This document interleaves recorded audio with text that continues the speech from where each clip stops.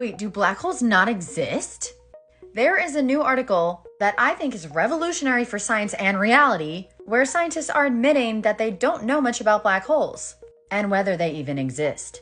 They're calling this a golden era and basically go on to say how they even found out black holes existed in the first place was something called the Schwarzschild radius. If something became smaller than the Schwarzschild radius, it would become a black hole. And a black hole is traditionally a singularity surrounded by an event horizon. So the event horizon is actually dark, and the accretion disk is where you see the light. But singularities shouldn't exist.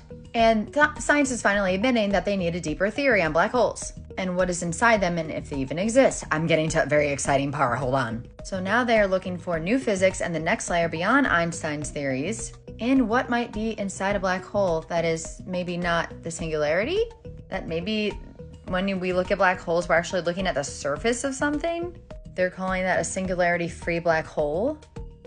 This thing called regularizing black, and even though they call it singularity-free, no. So basically, this is where it gets interesting. They talk about this hypothetical new force of nature that resists gravity and grows in strength as the density of matter increases. This would be inside the black hole, which is basically not a singularity, like nothing's there. It means there is so much there. This is where it gets super interesting. So basically, inside the black hole, this force would produce a core of extremely but not infinitely dense matter. Now, very quickly for break, I go into this new... Come on, work. I go into this in my book, A New Force.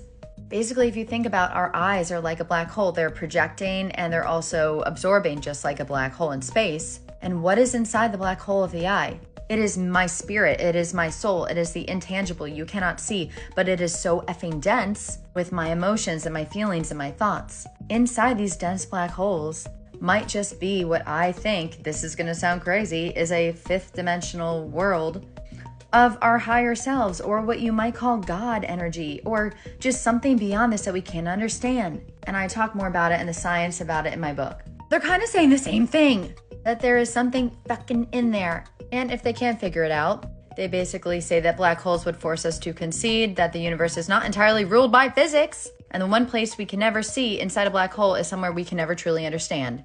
This is just like our soul. It is paradoxical and we're not meant to always understand it, but we can create a relationship with it. And just type plasma in the comments if you want a link to my book. They're even hinting at it here that it is about relationship and understanding versus proof. Black holes shoot out plasma. There is something there with black holes and plasma and the soul. That is why my book is literally about plasma and consciousness. Plasma was right after the Big Bang. I talk about why plasma holds the answers in my book.